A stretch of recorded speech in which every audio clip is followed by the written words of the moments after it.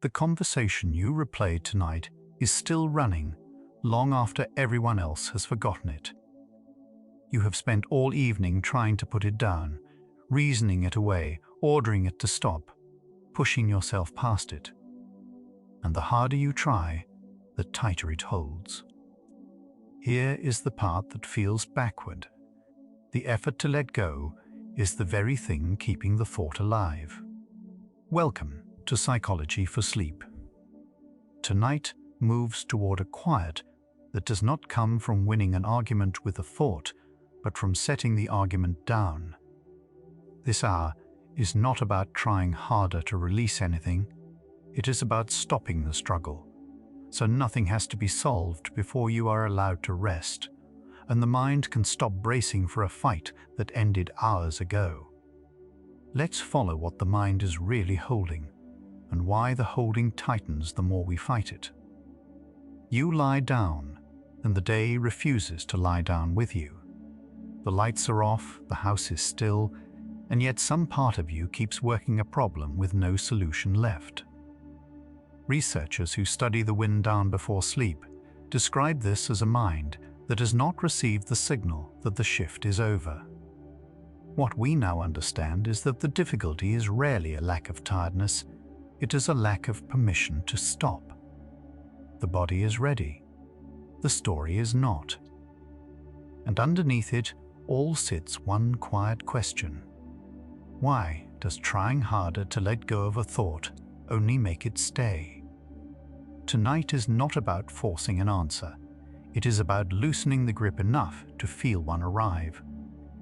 A thought you did not invite keeps returning to the same worn groove. You are not choosing it, and still it comes back, a little more familiar each time. Psychologists call this rumination, the mind circling a distressing thought without moving toward resolution. Research led by Susan Nolan Hoeksema, who spent decades studying this pattern, found that rumination tends to prolong and deepen low moods rather than relieve them. What feels like problem solving is often the same lap: run again. This is one of the most consistently supported findings in the study of how we suffer. The thought is not the wound. The circling is what keeps it open. The phone is dark now, but the last message still glows somewhere behind your eyes. You put the device down, and the conversation followed you into the quiet. Attention researchers describe how an unfinished emotional loop stays active in the background, quietly demanding to be closed. The mind treats a loose end, almost the way the body treats an open door in winter. Something in it will not fully settle until the gap is addressed. This does not mean you fail to relax. It means part of you is still standing guard over something that felt unresolved. Tonight, that guard is allowed to sit down. Some things will not be argued with. You can gather every reason. A worry is irrational and still feel it pressing against your chest at midnight.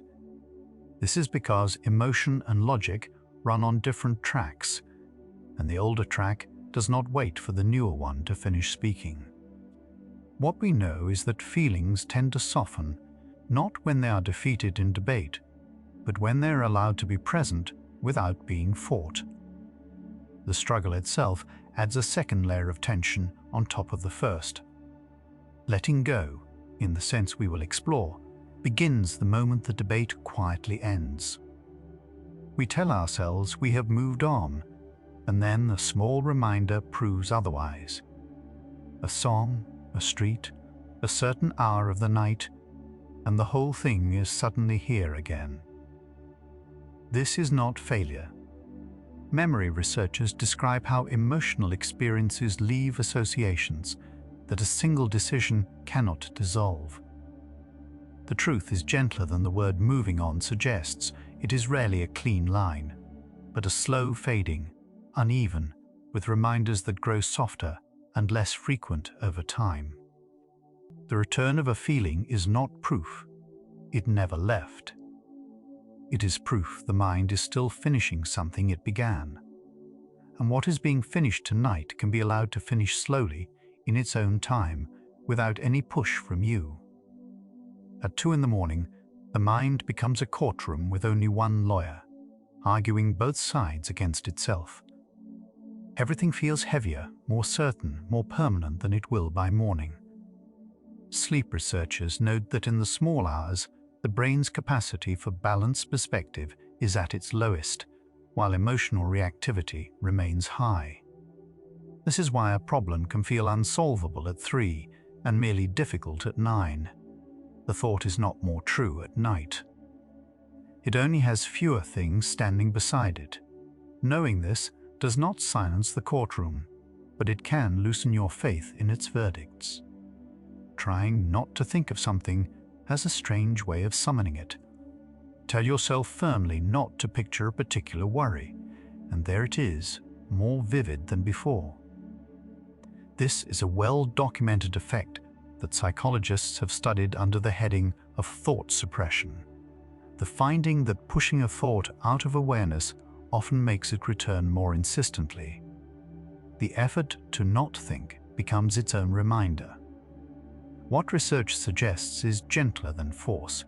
Allowing a thought to pass through, unresisted, tends to let it move on more easily than shoving it away ever does.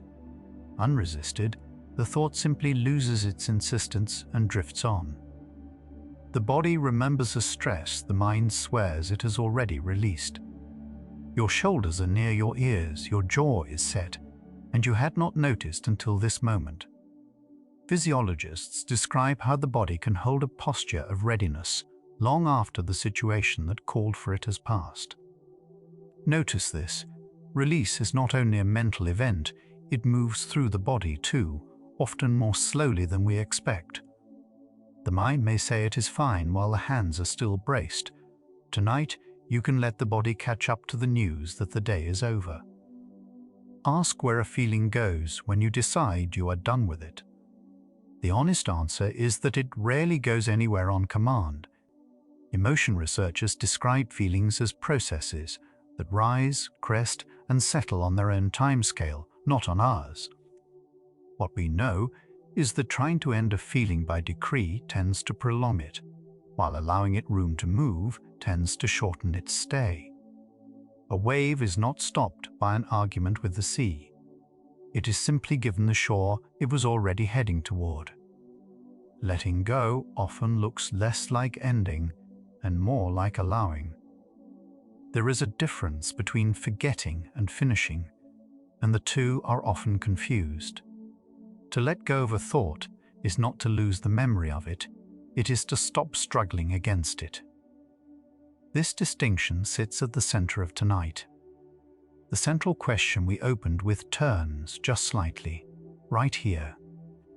Perhaps the reason trying harder only makes a thought stay is that we have been trying to force it out, when the mind was only ever asking us to stop fighting it.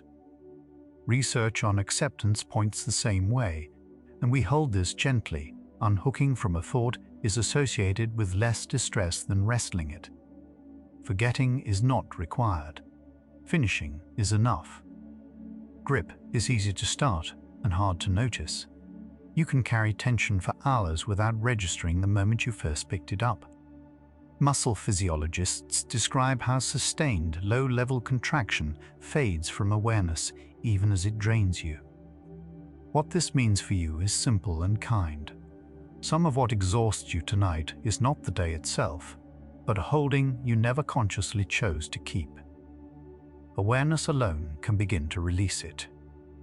The instant you notice the fist, the fingers already want to open. Bring a soft attention to your hands right now and feel how readily they release a grip they never meant to keep. The mind treats an unresolved thought the way a tongue treats a sore tooth, returning again and again to the tender place. It is not cruelty. It is the mind checking whether the threat is still there. Researchers describe this monitoring as a protective habit that outlives its usefulness, continuing long after there is anything left to do. The checking itself is what keeps the soreness alive. You are allowed tonight to leave the tender place alone, not because it does not matter, but because constant returning is not the same as care. You can care for the tender place tonight by simply leaving it be. We rehearse conversations that already happened, editing lines no one will ever hear. The perfect reply arrives hours too late, and we deliver it to an empty room. This mental replay is a form of rumination, and studies associate it with more lingering distress rather than relief. The mind believes it is preparing or repairing, but the conversation is closed. The version of you replaying the scene tonight is not the version who lived it, and holding the past to a standard it can no longer possibly meet only tightens the grip. The scene is allowed to have ended, and you are allowed to stop rewriting it. Letting go sounds gentle, yet it can feel like loss. To release a resentment, a hope, a version of how things should have gone, can feel like giving something up. Psychologists note that we often hold on to painful thoughts because they carry meaning. Releasing them can feel like betraying the part of us that cared. Here is the turn. Letting go does not erase the caring. It relocates it from a clenched grip to something quieter and more livable. You are not asked to stop caring tonight, only to stop squeezing. The caring remains, whole and intact. It is only the ache of the grip that is finally set down. Somewhere behind the ribs, a held breath waits for permission to leave. You may notice it now, a shallow, guarded breathing of a body that has been bracing. Respiration researchers describe how a slow, complete exhale gently signals the body's calming systems, easing it out of high alert. What we know is that the breath is one of the few doors between the mind we can direct and the body we usually cannot. You do not have to breathe perfectly. A single, long exhale right now is already a small act of letting go. Let it leave slowly and feel the ribs soften as the held breath finally goes. The harder a memory is pushed down, the more insistently it floats back up. Like holding a cork beneath water, the effort is constant and the result is temporary. This is the paradox at the heart of tonight. Control, applied to the inner world, often produces the opposite of control. Researchers who study avoidance describe how the energy spent keeping a thought submerged keeps it charged and ready. Release comes not from a stronger push, but from lifting the hand. The cork rises, floats, and then, unresisted, drifts quietly out of the current. You do not have to force it away. You only have to stop holding it under. You have probably been told to just let it go, as if it were a light switch to flip. The advice is well meant and, on its own, rarely useful, because it names the destination without the path. What psychologists who study acceptance describe is not a switch, but a stance, a slow willingness to let a thought exist without acting on it or arguing with it. This is one approach among several, and its effects are gentle rather than sweeping. Still, there is relief in learning that letting go is a practice, not a personal failing you keep bungling. You were never meant to flip a switch. A worry visited once becomes a worry with a key to the door. The more attention a thought receives, the more easily it returns, having learned the way in. Learning researchers describe how repeated mental rehearsal strengthens a pathway, whether or not the content deserves it. And it works in the other direction too. A thought met with less struggle, less alarm, gradually loses its insistence. You are not stuck with every visitor forever. Some simply stop knocking when no one runs to answer. The quiet you offer a returning thought is often what finally lets it move along for good. The nervous system does not read the calendar the way you do. Long after an event has passed, a body can respond as though it was still unfolding. Here we borrow an image, and it is only an image. We sometimes speak of the nervous system releasing, as if it could set something down like a hand opening. There is no proven neural switch for this, and it is best held as a metaphor rather than mechanism. What is better supported is simpler. The body's alert state can ease when it stops receiving signals of threat. The calendar says the day is over. Tonight, the body is invited to agree. Rest and release are not the same act, though they often arrive together. You can lie perfectly still and hold everything, or move through a busy day and carry almost nothing. What researchers describe is that physical stillness does not guarantee inner quiet. The two are related but separate. This matters because you may have been trying to rest without releasing and wondering why sleep would not come. Tonight we are practicing the second thing, the quieter thing. Stillness is the room. Release is what finally sits down in it. You can do both now, grow still, and then, within the stillness, quietly let go. There is a kind of tiredness that sleep alone does not touch. You wake unrested, as though the night was spent guarding rather than sleeping. Sleep scientists describe how a mind still processing unresolved tension can keep the body from reaching its deepest, most restorative stages. What we now understand is that the quality of release before sleep shapes the quality of the sleep itself. This is not another task to perform perfectly. It is only an invitation to loosen the grip a little before the night begins, so the night can do more of its own work. The loosening you offer now becomes the depth the sleep can reach later. The mind confuses attention with control, believing that if it watches a problem closely enough, it can keep it from getting worse. So it watches all night, and the watching becomes the problem. Psychologists describe this as the illusion that vigilance equals safety. Most of what we monitor at midnight requires nothing from us until morning, if then. The mind can be thanked for its guarding and gently relieved of the post. Nothing you are watching tonight will change because you stopped watching it long enough to sleep. The guarding can end, and nothing you feared will come of its ending. Consider the hand that has forgotten. It is still making a fist. This is the image we keep returning to, because it is honest. Most of our holding is unconscious. Physiologists note that the body will maintain a grip long past the point of any purpose, simply because no one told it to stop. What this means is tender. You may be holding something right now that you would gladly put down, if only you noticed you were holding it. Noticing is the whole beginning. The fingers know the rest. Let your attention rest on wherever you are holding, and watch how the holding begins to answer. We often try to think our way out of a feeling that only eases when it is felt. We analyze, explain, and reason, standing outside the emotion, hoping to dismantle it from a distance. What emotion researchers describe as nearly the opposite.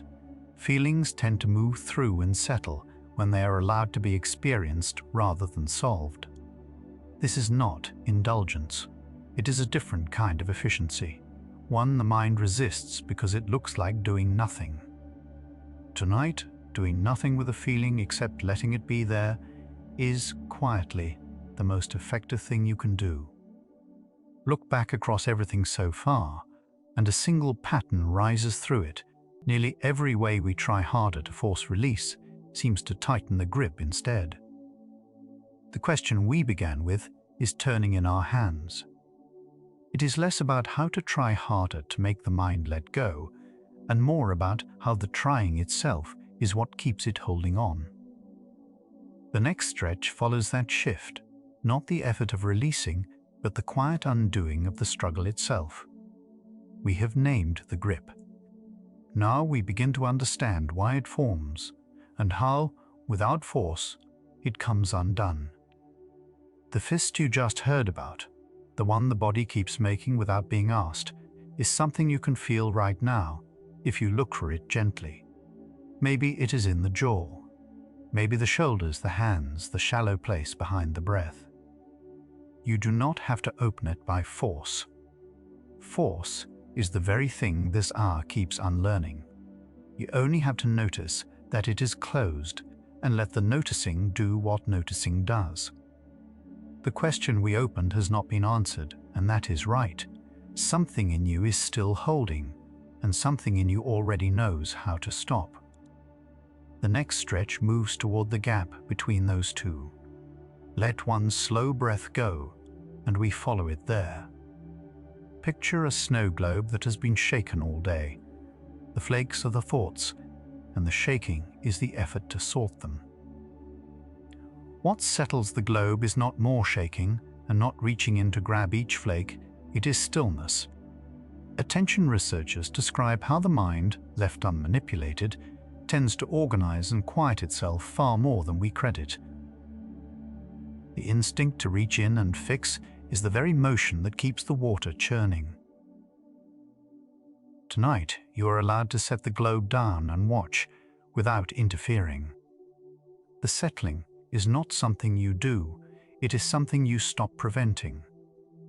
The mind labels a thought as pressing long before it checks whether that is true. A worry arrives wearing the costume of a crisis, and the body responds before the facts are in. Psychologists describe how our threat detection systems favor speed over accuracy, sounding the alarm at the smallest cue. Most midnight alarms are just that. Alarms, not fire. You can learn to feel the surge of pressure and, instead of obeying it, simply observe it passing. The feeling of pressure is real. What it points to at this hour rarely is. Naming a feeling quietly changes it. The vague dread loosens the moment you can say, this is worry, or this is grief, or this is the ache of something unfinished.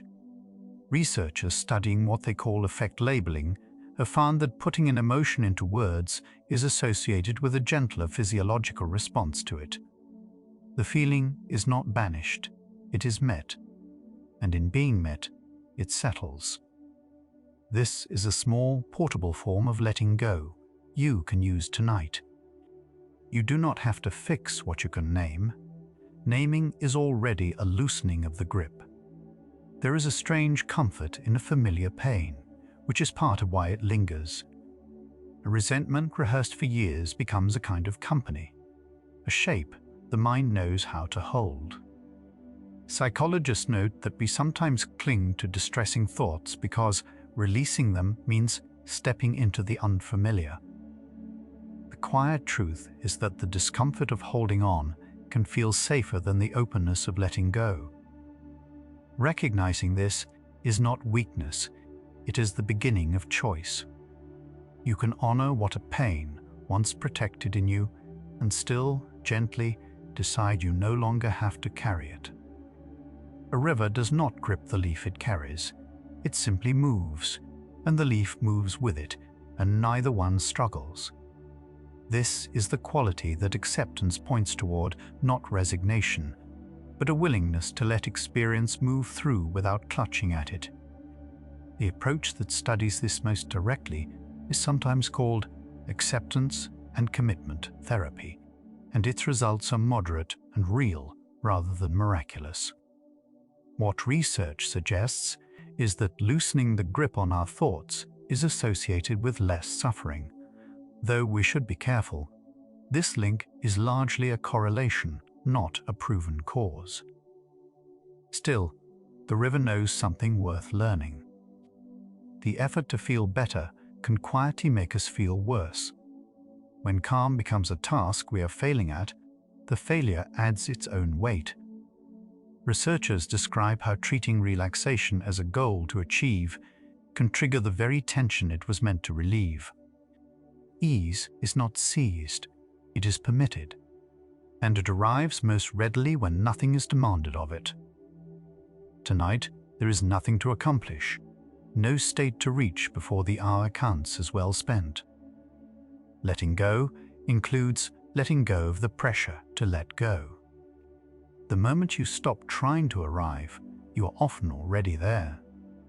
Every unfinished thought leaves a small tab open in the mind, quietly drawing power. You may not see them, but you feel the drain by evening. Memory researchers have long described how incomplete tasks and unresolved concerns stay more active in the mind than completed ones. Which means some of tonight's exhaustion is not from what you did, but from what stayed open. The gentle news is that a thought does not have to be resolved to be closed for the night. You can tell each open tab, "Not now," and mean it kindly. They will keep until morning. Grief and letting go are often mistaken for the same thing, and they are not. To let go is not to stop loving or stop missing. It is to stop bracing against the loss. Researchers who study bereavement describe how healing rarely means erasing an attachment, but rather carrying it in a way that no longer wounds with every touch. Release and remembrance can live together, side by side, without cancelling one another. You are not being asked tonight to give anything up, only to hold it differently, with open hands instead of clenched ones, so the holding stops costing you so much. The mind narrates a feeling into a story, and the story often hurts more than the feeling. A moment of sadness becomes an account of everything wrong, stretching backward and forward without end. Cognitive researchers describe how the interpretations we layer onto an emotion can amplify and prolong it far beyond the original spark. What research suggests is that stepping back from the story, seeing a thought as a thought, not a verdict, is associated with less distress. This stepping back is sometimes called diffusion. The feeling may stay a while. The story it tells does not have to be believed. Somewhere in the body, tension has a home address, and it is often the same each night. For one person, it is the jaw. For another, the chest, the stomach, the space between the brows. Physiologists describe how chronic stress tends to settle into habitual patterns of holding, particular to each body. These patterns can begin to soften with nothing more than gentle attention brought to them. You might, right now, find your own address of tension. You do not have to do anything to it. Attention, warm and unhurried, is already an invitation to release. Resistance and pain are two different things, though they arrive tangled together. There is the original discomfort, and then there is the tightening against it, and the second is often the larger share. Researchers who study chronic distress describe how the struggle against a feeling can generate more suffering than the feeling itself. And when the resistance eases, what remains is frequently more bearable than we feared. This is not about welcoming pain. It is about noticing how much of the weight tonight is the bracing, and letting that particular layer, the layer you added, quietly dissolve. The question, "Why can't I just let this go?" is itself another way of holding on. Each time we ask it, we take the grip out and examine it again, keeping it warm.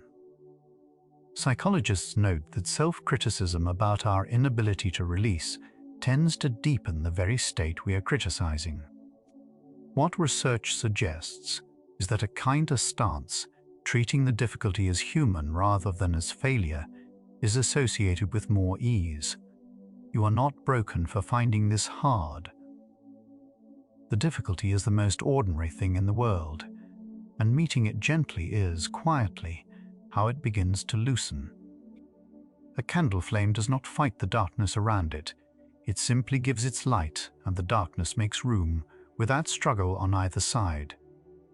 This is close to what acceptance offers, not a battle won, but a coexistence that ends the war.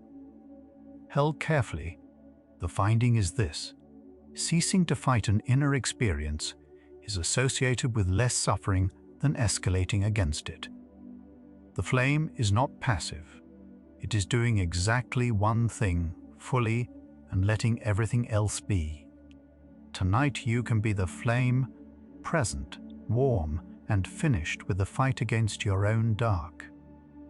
The body keeps a slower clock than the mind, and release travels at the body's pace. You may decide to let something go in an instant and still feel the residue in your muscles for hours.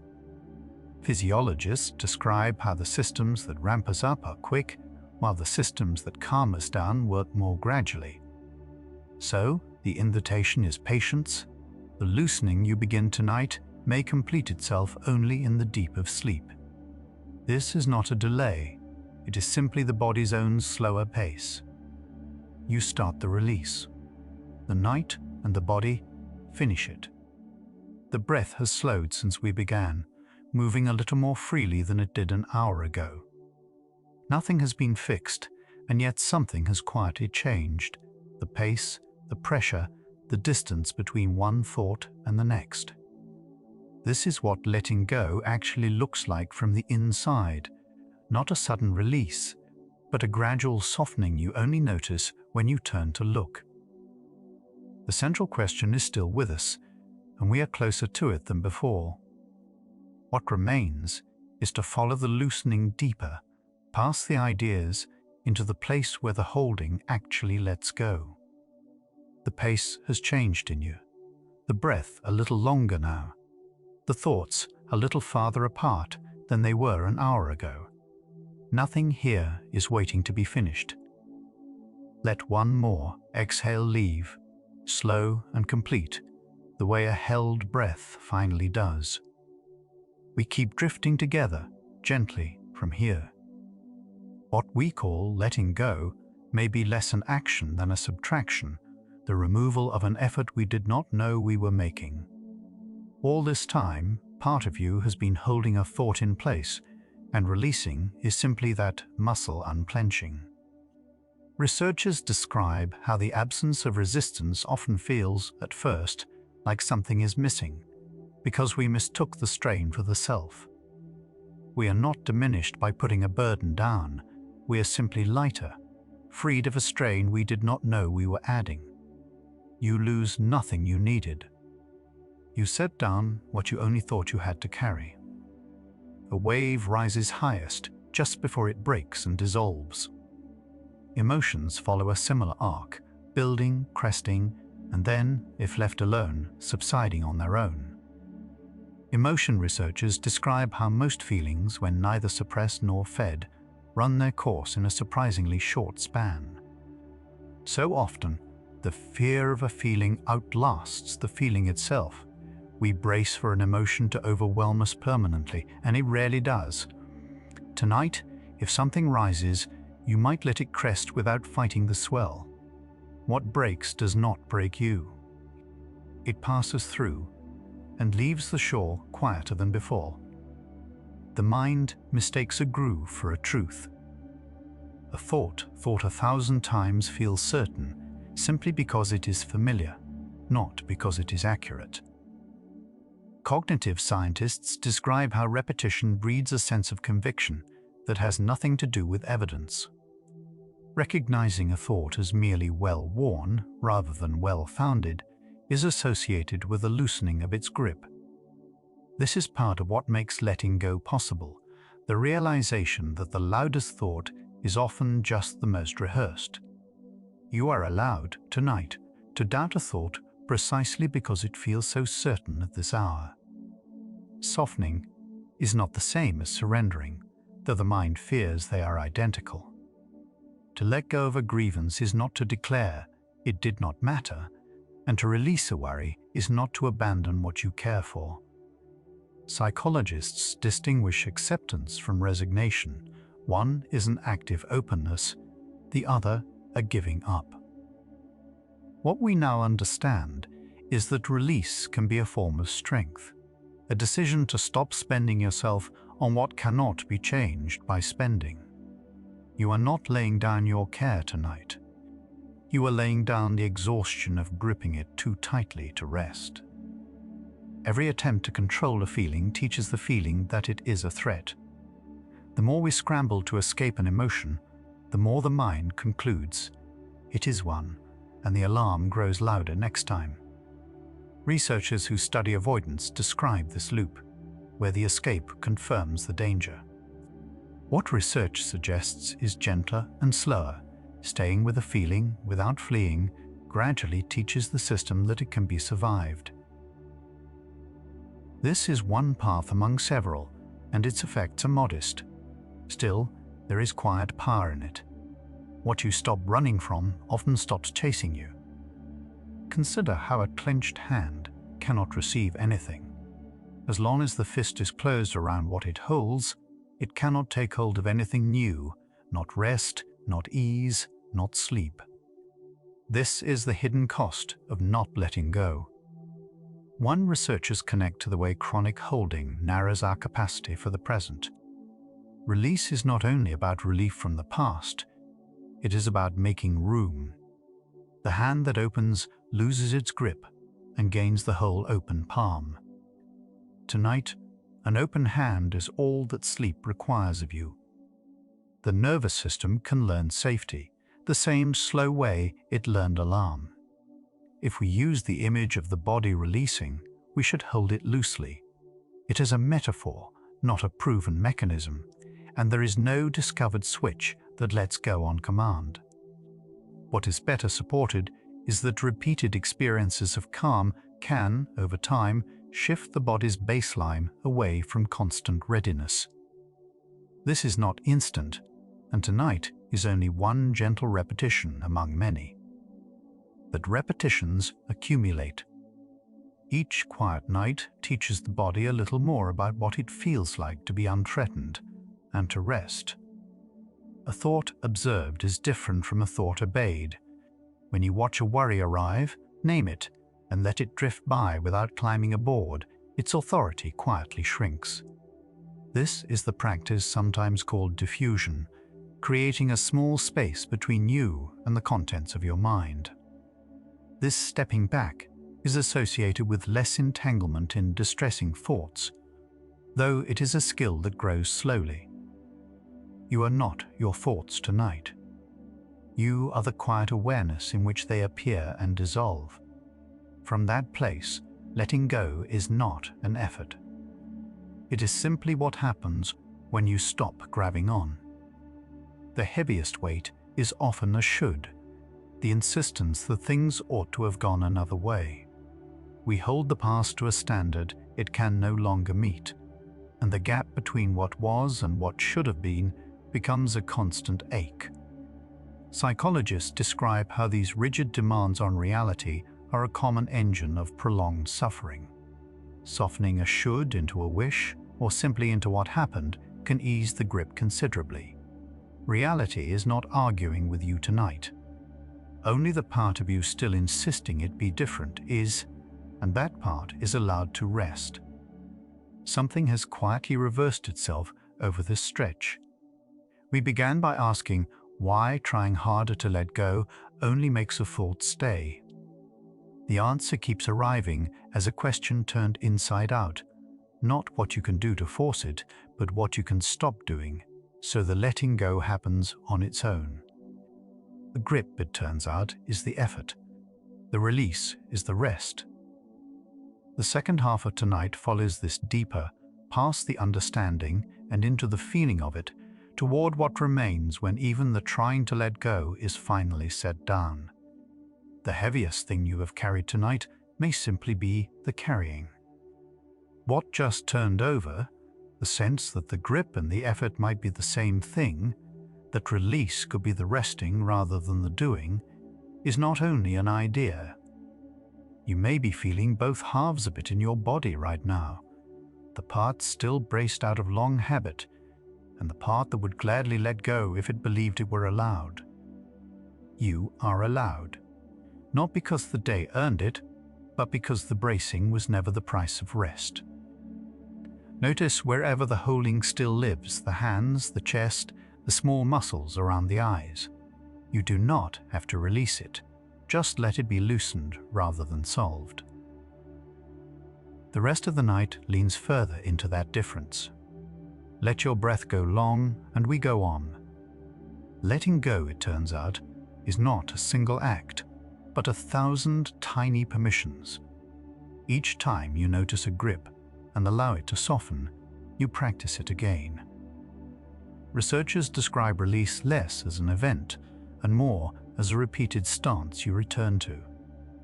What this means is forgiving. You do not have to let go perfectly or once and for all. You only have to keep granting the small permissions again and again until the granting becomes more natural than the gripping. A room does not have to be emptied to be at peace. The thoughts can still be present, the memories still in their places, and the mind can rest among them anyway. Psychologists who study acceptance describe this as making space for experience rather than clearing it away.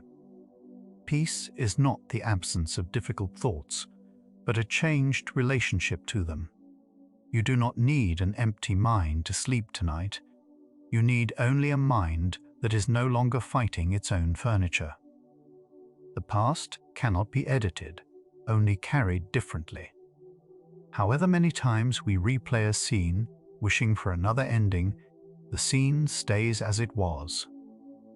What research on rumination consistently shows is that this replaying deepens distress rather than resolving it. The only variable left to us is how we hold what already happened with a clenched grip or with something looser and kinder. The story is finished. Your relationship to it is the one thing still open, and it is allowed to change tonight. Forgiveness, at its quietest, is a form of letting go. You offer yourself. It is less about the other person and more about setting down the weight of carrying the grievance. Researchers associate the release of long-held resentment with lower stress and easier rest, though the picture is complex and personal. To forgive is not to approve.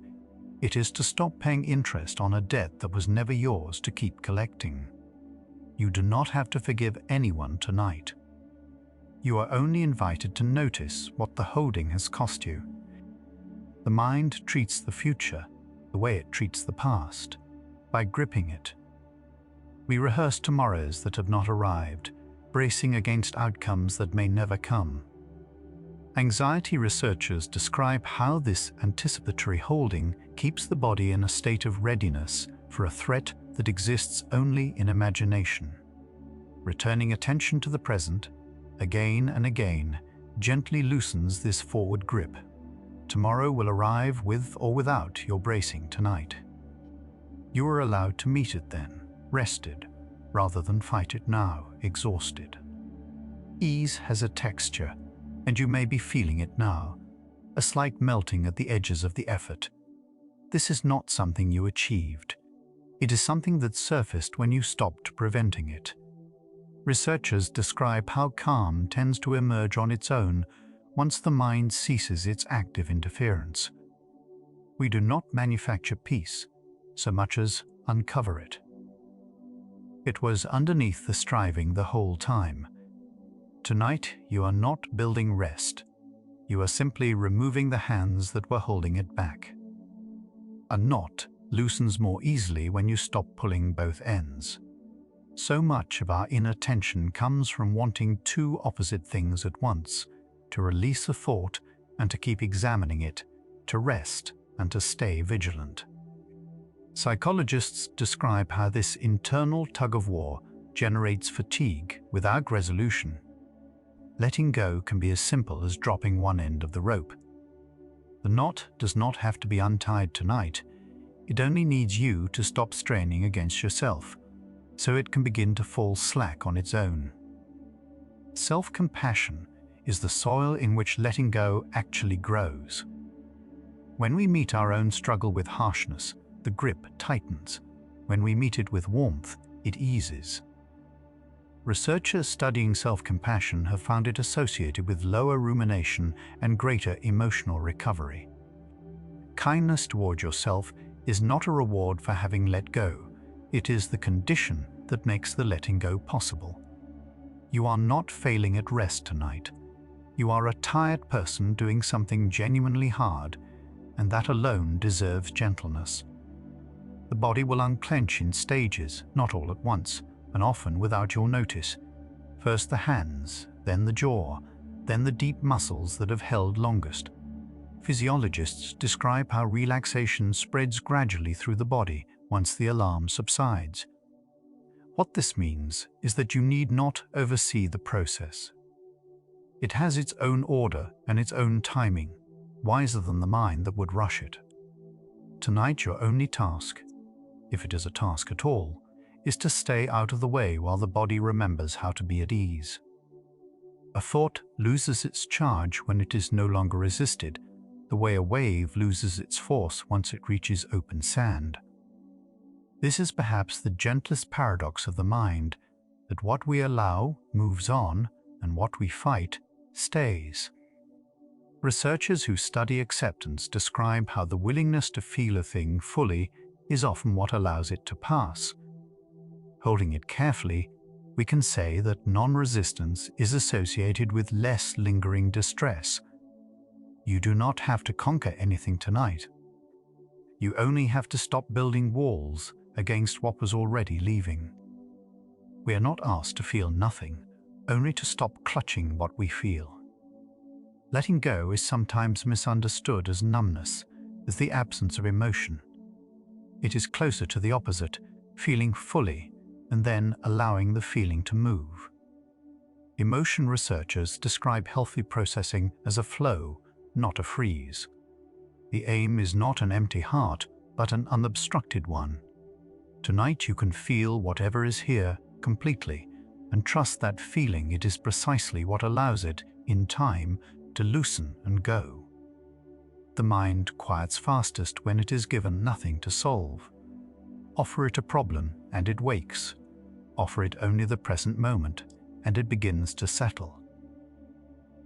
Attention researchers describe how the absence of a task allows the busier networks of the mind to stand down. Boredom, that thing we usually flee, turns out to be close kin to peace. Tonight, there is nothing to figure out, nowhere to arrive. The very ordinariness of this moment, its lack of any problem, is the doorway the mind has been looking for all along. Old tension often lives in the breath before it lives anywhere else. Watch, and you may find the breath is shallow, held high in the chest, guarding. Respiration researchers describe how deliberately lengthening the exhale gently engages the body's calming systems. The breath is both a mirror of our holding and a lever for our release. You do not have to breathe in any special way tonight, but should you let a single exhale run long and complete, the body will read it as a signal that, at last, it is safe to let down.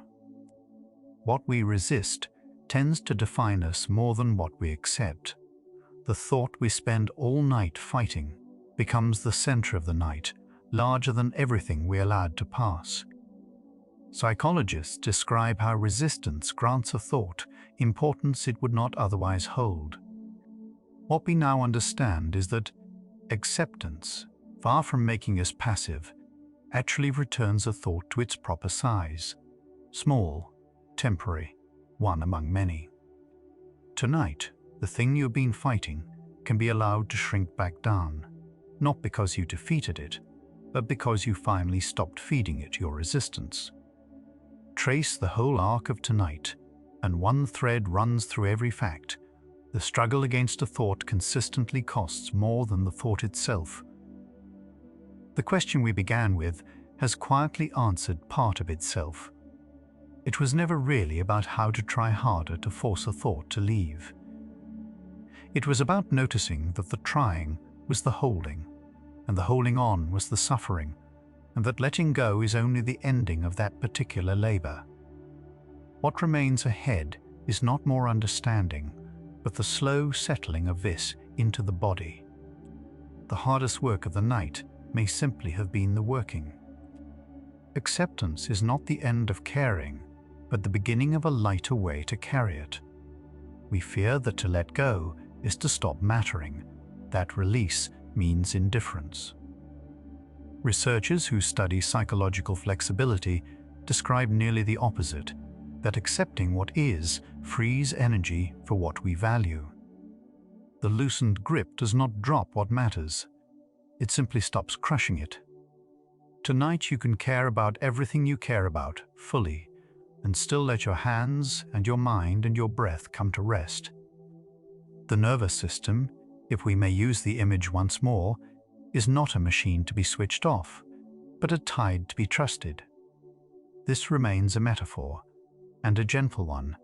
There is no proven mechanism by which the body lets go on command. What is better supported is simpler and no less kind. Given signals of safety and the absence of demand, the body's own rhythms carry it toward calm. You do not operate the tide tonight, you only stop damming it. Ease is not something you reach for by trying harder. It is what surfaces when you finally stop struggling against the current. Peace is quieter than we expect, and we often miss it because we are waiting for something grander. We imagine release as a grand unburdening, and so we overlook the small, real softening happening right now. Researchers note that genuine calm is frequently understated, almost unremarkable from the inside. So if you are waiting to feel entirely different before you believe you have let go, you may already have let go and simply not noticed. The quiet you are in is not the prelude to peace. It may well be the thing itself. Every night offers the same gentle lesson, and forgetting it is no failure. We grip through the day, and each evening are invited again to set it down. Researchers describe letting go as a recurring practice, rather than a permanent achievement. You do not fall behind by needing to relearn this. The lesson returns precisely because it is meant to be lived nightly, not mastered once. Tonight is simply another turning of that same kind wheel, and you are exactly where you are meant to be in it. The mind, left in peace, drifts naturally towards sleep, the way water finds its level. We rarely have to make sleep happen. More often, we have to stop obstructing it. Sleep researchers describe how the wind down towards sleep is a passive process, easily disrupted by effort and worry. Trying to fall asleep is one of the surest ways to stay awake. Tonight, there is nothing to try. As the grip loosens and the struggle quiets, sleep moves toward you on its own, needing only that you cease standing in its path. A held thought and a held breath share the same fate. Both grow heavier the longer they are kept, and both are relieved the same way, by a slow and willing release. Physiologists describe how the act of exhaling and the act of mentally letting go can echo one another in the body. You can practice release in miniature, right now with a single breath, and the mind often follows where the breath leads. Let one go fully.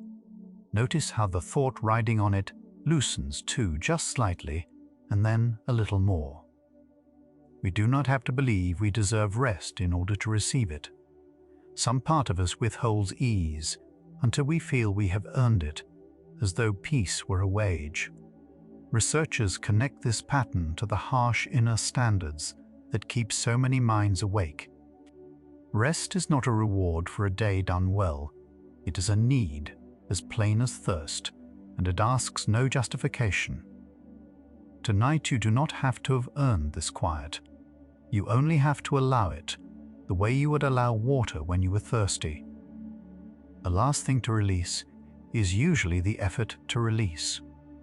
We try so hard to let go that the trying becomes the final grip. Researchers who study acceptance describe this as the trap of striving for a state that only arrives when striving stops.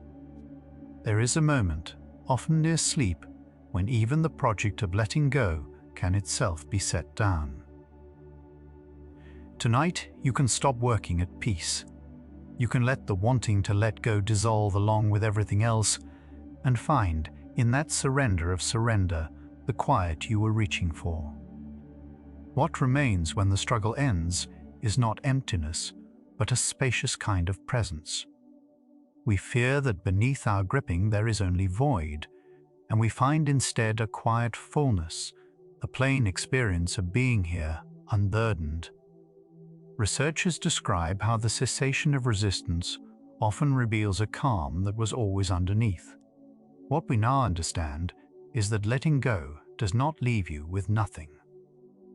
What is left when you stop struggling is something simpler than all you're holding: a body breathing, a mind at ease, a night that asks nothing of you at all. Here is what the whole night has been building toward. You don't push a thought out by forcing it, you loosen its grip by stopping the struggle with it. Across tonight's research, one thread holds firmest: that turning a thought over and over, replaying and resisting it, is associated with more suffering than accepting it and gently unhooking. The acceptance itself we hold with care, since much of its link to relief is correlation rather than proven cause. But this much is steady. The fight is the weight, and setting it down is the release. The loosening runs on its own now, the way a tide draws back without being told, the way a held breath, once released, does not have to be released again. Something has gathered toward a single idea over this hour, that the struggle was the weight all along, and setting it down was never a thing you had to achieve by force. You can stop holding the rope. You were never the one keeping yourself whole. There is nothing left to do with the thoughts that remain. Let them be where they are. The last of the night arrives into this quieting, and it asks nothing of you but your presence. What we have been circling is very close now. Let one more breath go, and we drift the rest of the way. The grip is loosening now, and you did not have to force it. It softened the moment you stopped insisting it should. This is how release always arrives, quietly, sideways, when the effort finally rests. What we have learned tonight is settling into the body on its own. There is nothing left for you to do but let it. A thought can be in the room without being in your hands. It can drift near, and you can let it drift on. You are learning tonight the difference between a thing existing and a thing being held. The mind grows lighter not because the thoughts left, but because you stop carrying each one. Let this one too drift past your open and unhurried hands. What you feel does not need your permission to be real, and it does not need your grip to be honored. You can let the feeling be, and let it move. This is what the whole night has pointed toward: presence without possession, caring without clutching. It was always this simple and this hard. And tonight, at last, it is becoming simple. The body is unclenching in the dark, one quiet muscle at a time. The jaw softens, the shoulders lower. The hands, without instruction, begin to open. You are not doing this, you are allowing it. And the allowing is enough. It was always the only thing the body was waiting for. Let it keep opening, slow and unforced, into the dark. Sleep is closer now than the worry that kept you from it. The pull toward rest is winning, not because you fought for it, but because you stopped fighting everything else. Notice how the thoughts have grown farther apart, softer at their edges. The night is doing its work. You have only to let it. Let one more thought drift off unanswered and sink a little deeper. The day is behind you, and it will stay there without your holding it in place. You do not have to guard the past to keep it from being forgotten. You can set it down whole and intact, and it will still be yours in the morning. Tonight, your hands are free, free to hold nothing, free to simply rest against the quiet. A quiet mind is not an empty one. It is a mind that has stopped arguing with itself. The thoughts may still pass through, but they no longer catch, no longer pull you awake to answer. This is the peace that was underneath the striving the whole time, waiting only for the striving to end. And the striving, tonight, has quietly come to its end. Whatever you could not resolve today can rest unresolved tonight. Not everything closes on the same night it opens. You are allowed to leave the door ajar and sleep anyway, trusting that the morning is a better hour for what the darkness only magnifies. Let the unfinished thing be unfinished, gently until then. The morning will hold it more kindly than this hour ever could. The breath has found its own slow rhythm, deeper than when we began. You did not choose it. It arrived when the guarding stopped. This is what the body does when it finally believes it is safe. It breathes without bracing. Let each exhale carry away a little more of what you were holding. Breathe and let the holding grow lighter still. There will be other nights and other worries, and none of them have to be solved right now. The mind wants to prepare for all of them at once, and it cannot, and it does not have to. Tonight, there is only tonight, only this breath, only this deepening quiet. That is the whole of what is asked. And even that is not truly asked of you. You are not behind, not failing, not too much, and not too little. You are a tired person letting go of a long day, which is the most human thing there is. Meet yourself with the same softness you would offer someone you love who could not sleep. That kindness is the last knot, loosening. Let it loosen all the way now into sleep. The thoughts that felt so heavy an hour ago have grown lighter, not because they changed, but because your grip on them did. This is the quiet mercy of letting go. The weight was never fixed. It lived in the holding. And the holding, tonight, is finally coming to rest. Feel how much lighter the same thought becomes the moment your hand lets it go. Rest is not a reward you earn. It is a return you are always allowed. Whatever the day held, however it went, this quiet is yours, simply because you are here, tired and human. You do not have to have done enough. You have only to let the night take what you were carrying. It has been waiting all along to lift it from you. The mind is drifting now, and drifting is not a failure of focus, but the beginning of sleep. Let it wander. Let the thoughts blur and merge and lose their sharp edges. You do not have to follow any of them. You can let them go the way you let go of the shore when the water finally lifts you. And so the answer we have been moving toward all night settles quietly into place. The reason trying harder to let go only makes a thought stay is simple. The forcing is the holding, and release was only ever the moment the forcing stopped. There is nothing more to understand now. There is only this loosening, carrying you the rest of the way down. The hand that was a fist all day is open now against the sheets. It is not holding anything. It does not have to. This is the body's own quiet wisdom, arriving without a single instruction from you. Let the openness spread from the hand to the arm to the whole tired length of you. Let the openness be the last thing you feel. Somewhere the last thought of the day is dissolving before it can finish. You do not have to compete it. You can let it trail off, unresolved and harmless, into the soft dark where nothing needs answering. This is the doorway. You are already halfway through it, and there is nothing left to hold. Let the last thought trail away and follow it down into sleep.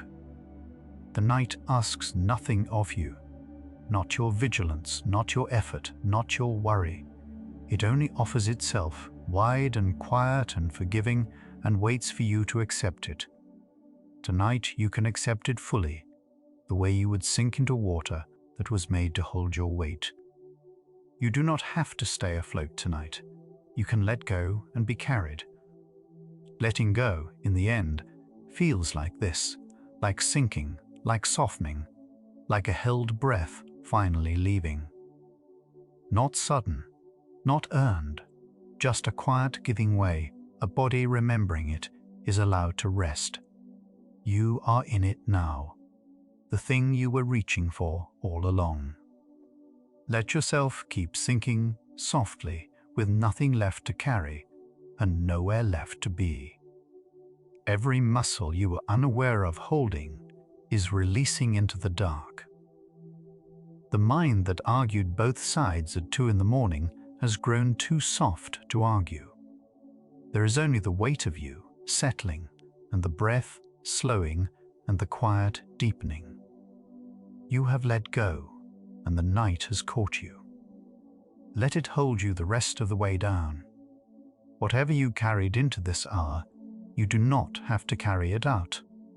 You can leave it here, in the dark, in the quiet, and pick up nothing in its place.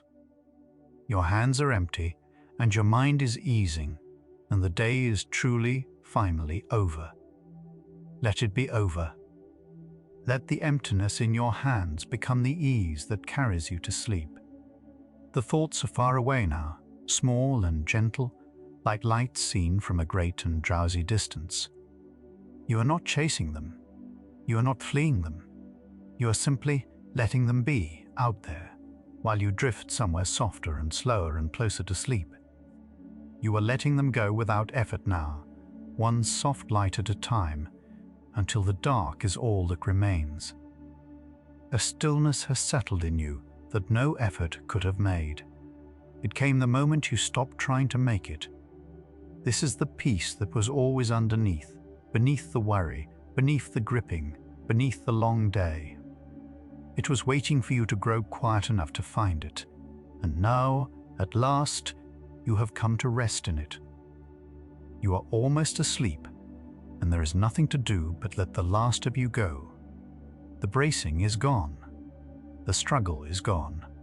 What remains is soft and warm and heavy and kind, carrying you gently over the edge of waking into the deep, forgiving dark. Let the last of you go, and let the dark do the rest. You were never asked to forget, and you were never asked to try harder. You were only asked to stop fighting. And now, in this quiet, you have, the hands open, the breath slow, the whole day set down at last. You did not push a single thought away tonight. You loosened your grip by stopping the struggle with it, and let yourself be held instead. That was the whole of it, and tonight, at last, you have learned it. The hardest thing you carried today was never the thought itself. It was the holding of it, and the holding has quietly stopped. Even the tightest grip loosens eventually. The hand cannot stay a fist forever. The breath cannot stay held. The mind cannot brace all night against a day that is already gone. Nothing you clench is kept by clenching. Let your entire being dissolve into the slow, open quiet of a hand that has finally uncurled in the dark. If even the day's tightest grip comes undone on its own, then tonight, everything you are holding can go. You did not forget a single thing tonight, and still your hands are empty. That is the strange gift of it. The day is all still there, intact, and none of it is being carried anymore. The weight you set down was never the memory, never the worry, never the thing itself. It was the fight against it, the long invisible labor of gripping, and that is the one thing you were always allowed to release. You leave this hour lighter, not because anything was lost, but because you stopped spending yourself holding it in place. And whatever tomorrow asks, it will find you rested. A person who learned, tonight, that peace was never on the far side of the struggle. It was only ever the moment the struggle stopped. But learning to stop fighting a thought is only the first quiet of the night. If the struggle was the weight, then why does the mind, even now, reach so easily for the next thing to hold, and what would it take to trust that it can be set down too? The next video in the Psychology of Emotional Healing and Recovery playlist begins there. You can let these last thoughts dissolve now. The way a fist forgets, it was ever closed, the fingers falling open without a decision. Let your body grow heavy with the particular ease that comes after a struggle is finally set down. If sleep comes, let it carry you to the open-handed quiet where nothing is being held against the dark. If your eyes have already closed, there is nothing left they have to open for. Rest well, wary one. You were never asked to forget what you carried, only, at last, to stop holding it so tightly that it kept you awake. Where the mind learns to open its hands, and healing becomes the softest place to rest. Good night.